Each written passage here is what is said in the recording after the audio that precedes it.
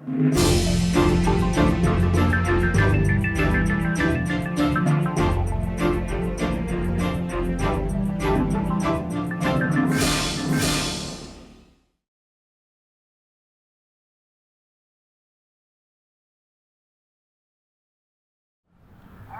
to thank everyone for coming to this press conference for the automated speed safety camera program and to recognize the 60-day warning period.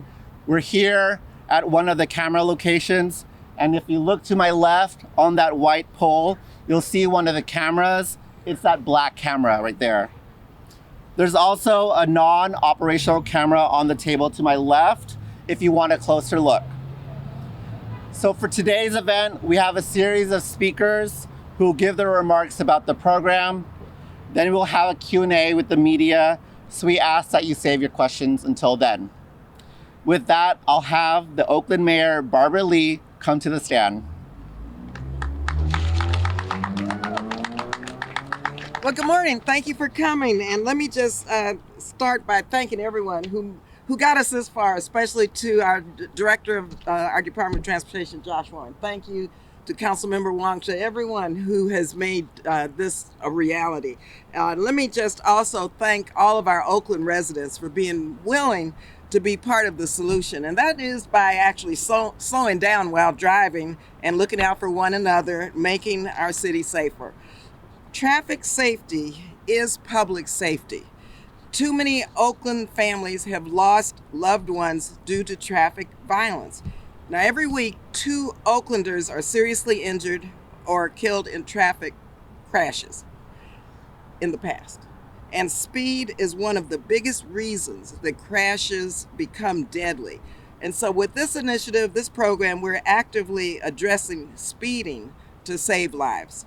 So today we're launching a 60-day warning period.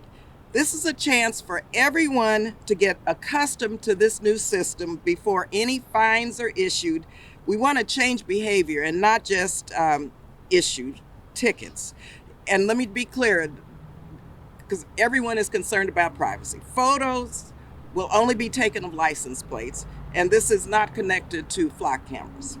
We also designed this program to be fair and just.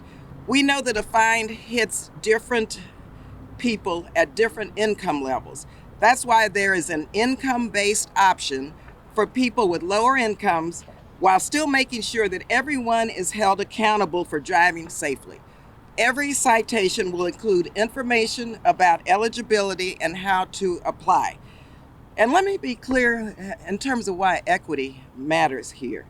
Traffic crashes disproportionately impact BIPOC communities, seniors, children, and people with disabilities. Black Oakland residents are 2 times, mind you, let me be clear, 2 times more likely to be killed or severely injured in a traffic crash, more so than other residents. Now, this is because of decades, and I mean decades, of redlining, which meant specific neighborhoods, and this is systemic and structural. Specific neighborhoods were historically denied infrastructure investments to improve traffic safety, and that's a fact.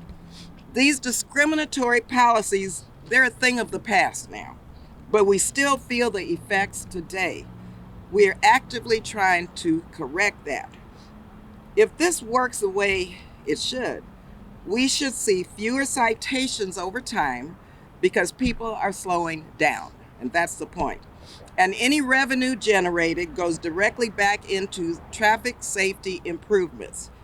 This program comes on the heels of real progress. Now, from 2022 to 2025, traffic deaths in Oakland decreased more than 30%. Safety improvements on International Boulevard are working. Pedestrian deaths dropped from 7 in 2023 to 0 in 2025. 0. And so I want to thank you all, and thank you for reporting this. These are facts. With this program, we're really hopeful to see this downward trend continue. And so thank you all again for coming out, and I'll turn this back over now to Councilmember Watt. Thank you again. Hi, everyone. Thank you for everyone being here, for Mayor Lee's leadership, our transportation department, and I actually want to thank our state legislators for getting this bill through the state that allows actually for Oakland to be part of this program and install 18 speed cameras. I'm the chair of public safety, and this is one of the programs that I feel the most strongly about, and which is why I felt it was important for me to stand here in support of this program. Not many people know that actually the reason I ran is because I started looking into the lack of safety infrastructure after a speeding driver going about 70 miles per hour on a local road tried to hit me, and I started to look into why don't we have license plate readers? Why don't we have speed cameras, especially when you look at cities around the United States? This is basic speeding infrastructure. And we know that when it comes to speeding, that the difference of 10 miles per hour of a speeder makes the difference between someone dying and someone staying alive. And so it's incredibly important that we have speed cameras that can adjust the behavior across the city. I also want to speak to the mayor's comments around equity. This is so important. Chinatown, which is one of the neighborhoods that I represent, is also on that high injury network. It's a lot of frail, elderly people that are on Medicaid and Medi-Cal, and it is the lives of these folks that we are protecting. I also remember that the mayor and Director Rowan and I, one of the earliest things that we did when I came into office was to install that bike lane along Lakeshore Avenue where that young girl, Maya Carrera, was killed. It was devastating. The way that traffic violence, at least 30 lives a year, devastates people's lives is totally unacceptable. So I am just so glad that this is happening. And I also actually want to call on our state legislators to allow us to install more cameras. Okay, 18 across the city is not enough. That's it. Thank you so much. For 2026, I'm going to take a little different approach to these events. I used to thank the team, but I'd like to do a little bragging today. Here we stand, just feel that warm sunshine. Best weather in America. We know we have the best food in America. I'm a little biased, but we have the best mayor in America.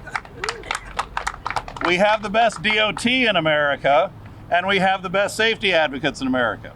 So it shouldn't be a surprise that we're delivering cutting edge projects like this. But I just want to talk for a minute about speeding. Speeding is a conscious choice that we as drivers make. The car doesn't force us to speed. The streets don't force us to speed. Our culture and our driving habits, our driving behavior is what drives speeding, which is what's causing the violent crashes and the fatalities on our streets. So we all have a decision to make when we get in the car. Don't speed. 90% of drivers are speeding today. I'm not speeding today. I rode the bus here. I would encourage you all to ride the bus and walk more, and you'll see the city from a different perspective. But when you look around, you see an infrastructure that for 80 years has centered on the automobile, which is fine. We need to slow them down because these public spaces are for people.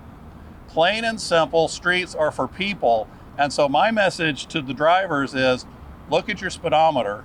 You're choosing to speed, and because of these red and green things you see, you're not going to get there faster. Drive the speed limit, pay attention to what you're doing, because our families are crossing the street and walking on the sidewalk. So we're very excited that this is a tool that's now available to us. We already have some winners, if you will, some areas that are proving to be overachieving when it comes to speeding, and I think we can talk about that at another time. So great opportunity to be here. Thank you all for coming. I'm going to turn things over to my partners in the safety advocacy community to say a few words. Actually, would you step up with me, please? Our traffic safety advocacy community. Good morning, everyone. My name is Chris Huang. I'm the board president of Walk Oakland, Bike Oakland, a nonprofit group whose mission is to improve the quality of life in Oakland by making walking and bicycling safe, accessible, inclusive, and amazing. We see this particular pilot as part of a suite of solutions in the City of Oakland that employs deep collaboration across multiple departments throughout the city to reduce traffic violence. And one of the things that, if you don't already know, the 20, 30, 40 rule, put this in your books. If you're a pedestrian and you're hit by a vehicle at 20 miles per hour, your chance of survival is 9 out of 10 times. This is notwithstanding serious injuries and long-term impacts on your personal health and your family. In 30 miles per hour, your chance of survival is 5 out of 10. 40 miles per hour, only 1 in 10 will survive. Speed kills. Now, I want to also note that we're standing at a site where you can visibly see all the changes that has happened in the City of Oakland already, and may be attributable to the reduction in traffic fatalities and serious injuries. We really love OokDOT for having the determination to change the design of roadways, to put in speed humps, to put in speed cushions, to change lane configurations, to reduce the number of lanes for throughput traffic, but also leveling up the infrastructures to make the City of Oakland safer and more comfortable for walking and bicycling. These are critical. But today, what we see is an additional tool in OokDOT's tool belt, or the City of Oakland's tool belt, to continue reducing the impacts of traffic violence. And I am surrounded by partners in this particular work to really encourage us to look at the data. Transparency is paramount in any initiative to ensure its effectiveness and to ensure that its impact is well recorded and intentionally reviewed, and also to ensure that all the work that we do is in alignment with the City of Oakland's equity goals. So I thank you all for being here, but just being aware that WOBO is not the only entity out here trying to ensure that people in Oakland can live well. I'm surrounded by traffic safety advocates who also want the same, and I'm pretty sure that you too want the same for Oakland. So thank you very much for including the safety advocacy groups here at today's conference, and we look forward to working with the city to ensure that we stay true to the mission of this particular project. Thank you so much. Vera Mobility couldn't be more proud to partner with Oakland for this program that's going to be a standard, not only for California, but we think for the world.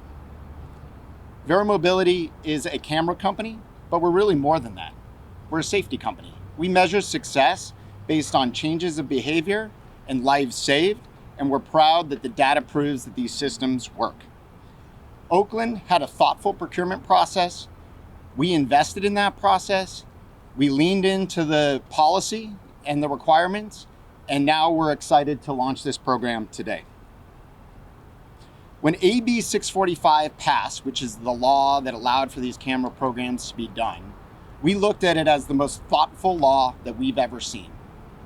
Data protection, equity and enforcement, ensuring that those dollars are invested back into the community.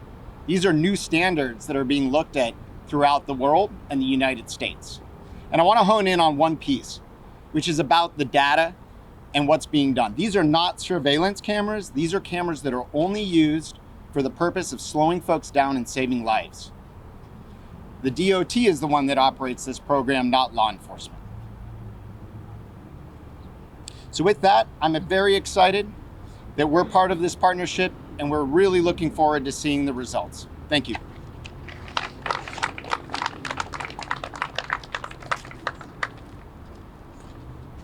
All right, at this point, we'll open it up to questions from the media.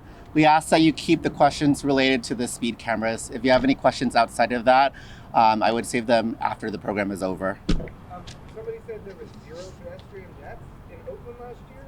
That doesn't seem to be supported. Where is that in a particular corridor, or is that citywide?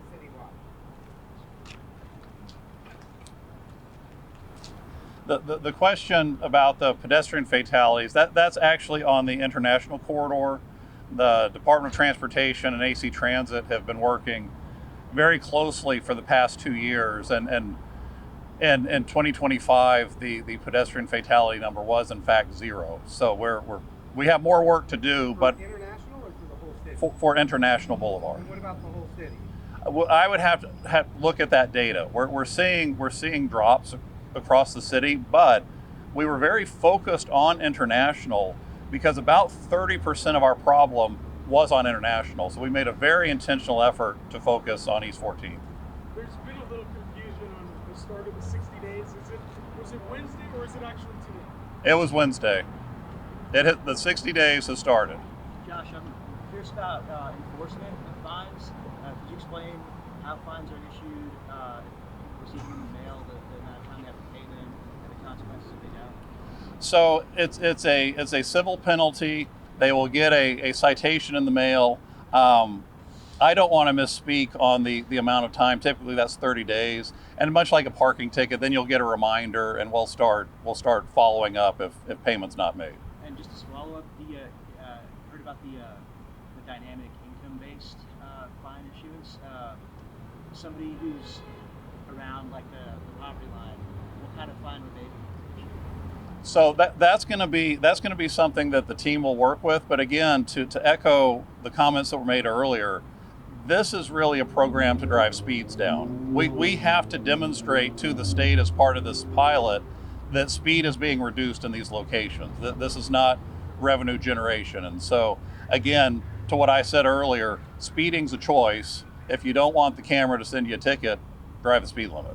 Where does the money go collected from your fines? So the money actually goes back into traffic safety.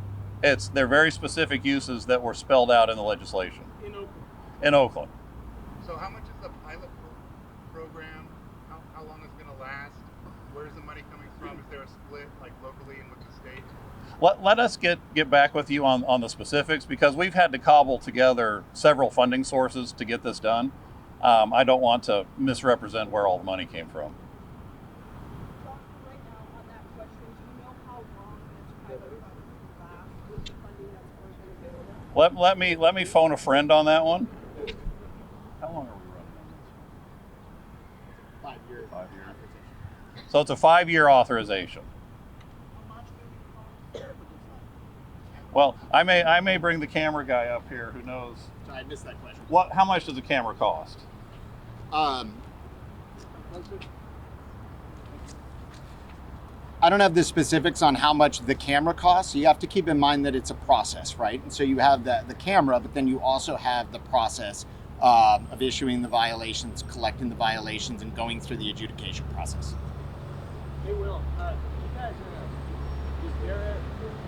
is Red Flex a subsidiary of Vera, and which is it? Red Flex has a branch that's operating cameras.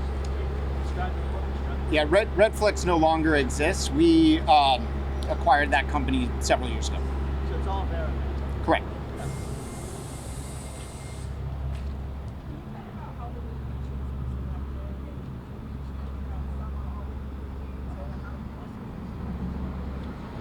Yeah, so the selections were based upon the high injury network, and we tried to distribute them pretty broadly throughout that network and hit areas that have been high frequency crash sites. And so yes, there have been some locations that are really standing out as overachievers when it comes to speeding already. Again, it's a choice. We make these choices every day. How are they powered? Are they solar powered or hardwired? And in San Francisco, it's all solar. We are hardwired, I believe. Yes, we are drawing 120 for these. Can you explain what we're seeing with the speeding ticket amount? There's a public benefit to this kind of rate. Can you explain what that is? So that's where we are sliding the scale based on income. Again, this is not meant to be the big money maker. This is meant to slow people down. Are the fines any different than if you were to get pulled over by OPD? Yeah, I believe they are different. The it's set.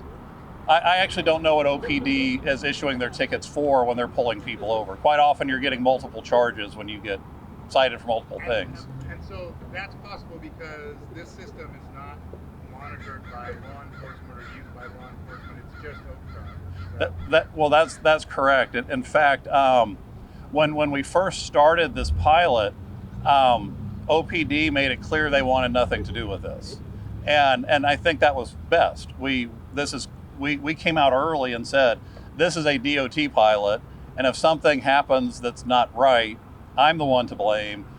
OPD has no involvement in this. So maybe the difference, if I get pulled over and they issue me a ticket, I get a point on my license. Can you explain, like, in this situation, you don't know who the driver is, so is the fine attached to the vehicle or to a human? Think of like the tolling technology. It's going to be tied to the tag on the vehicle.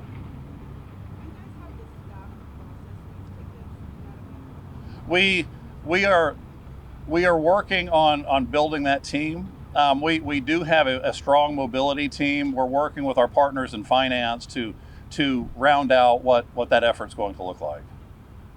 And who does like the maintenance and the installation? Is that your vendor or is that you guys? But the vendor will be assisting us with maintenance. So they'll be holding your hand through the whole 5-year pilot. If something goes wrong with the camera, they're out here fixing it. That's correct. The website says you can do community service instead of fun. Can you talk about